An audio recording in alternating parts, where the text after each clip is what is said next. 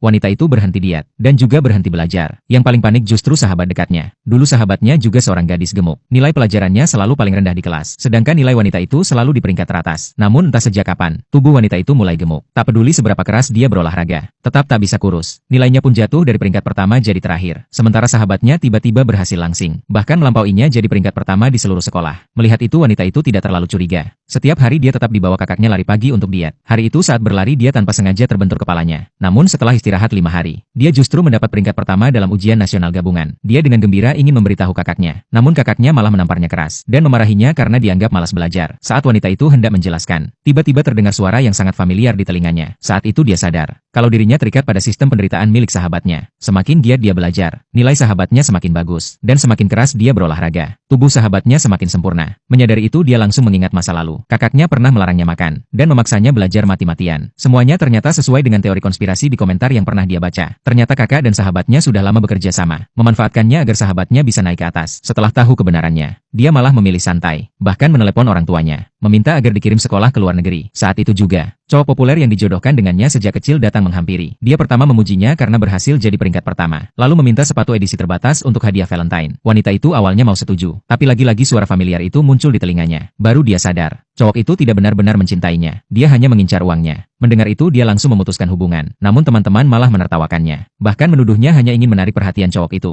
Dia tidak membantah, hanya berbalik dan menelepon ayahnya, mengatakan mulai sekarang dia akan hidup untuk dirinya sendiri. Ayahnya sangat senang mendengar itu, langsung mentransfer 5 juta dolar kepadanya. Ibunya juga mengatur tiket konser agar dia bisa bersantai. Begitu menutup telepon, dia melihat teman-teman sedang menghibur sahabatnya, karena sahabatnya gagal dalam ujian nasional, dan kehilangan kesempatan masuk Oxford lewat jalur rekomendasi. Melihat sikapnya yang acuh, teman-teman malah menyuruh wanita itu menenangkannya. Namun sebelum dia bicara, sahabatnya pura-pura baik, menyarankan agar wanita itu membagikan makan siang untuk seluruh kelas. Katanya untuk mempererat hubungan, tapi wanita yang sudah tahu segalanya langsung menolak, karena dia sendiri juga sedang lapar. Dia langsung menyuruh kepala pelayan mengantarkan makanan mewah. Saat itu guru masuk ke kelas dan mengumumkan, sekolah akan memilih 2 siswa untuk ikut Olimpiade Fisika. Pemenang pertama bisa langsung diterima di program musim panas Oxford. Sayangnya tidak ada satupun siswa yang terpilih. Mendengar itu sahabatnya langsung memohon pada guru, dengan wajah sedih mengatakan bahwa keluarganya miskin, dan dia ingin mengubah nasib lewat kesempatan ini. Guru pun akhirnya setuju. Tak lama kemudian waktu makan siang tiba. Wanita itu melihat sahabatnya membuka makanannya tanpa izin, dengan alasan ingin membantu diet. Bahkan teman-teman ikut membenarkan. Melihat wajah-wajah munafik itu, wanita itu marah besar, segera menuntut mereka mengganti rugi, dan menjelaskan bahwa makanannya berasal dari hotel bintang 5, bernilai puluhan ribu dolar. Perbuatan mereka sudah termasuk tindak pidana. Dia pun mengeluarkan ponselnya hendak menelepon polisi. Teman-teman langsung panik dan mencoba cuci tangan. Namun sahabatnya berdiri dan berkata, bahwa dia bersedia menanggung biaya ganti rugi. Saat dia hendak menelpon, kakak wanita itu tiba-tiba datang.